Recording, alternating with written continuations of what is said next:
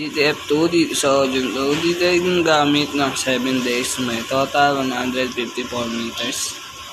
Printer head. Last na palit tayo November 2023. Ito po yung capping, may 70%. Head clean.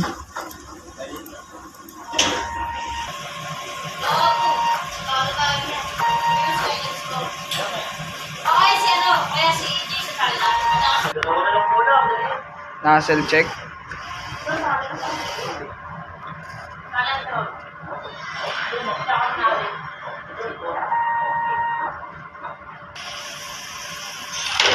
System po ay tama lang.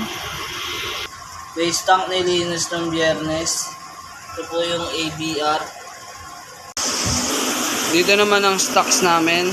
Tanyos. Sa consumables po,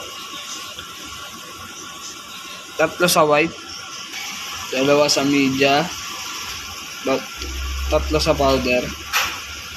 Ito po yung daily checklist. Lamang po, maraming salamat.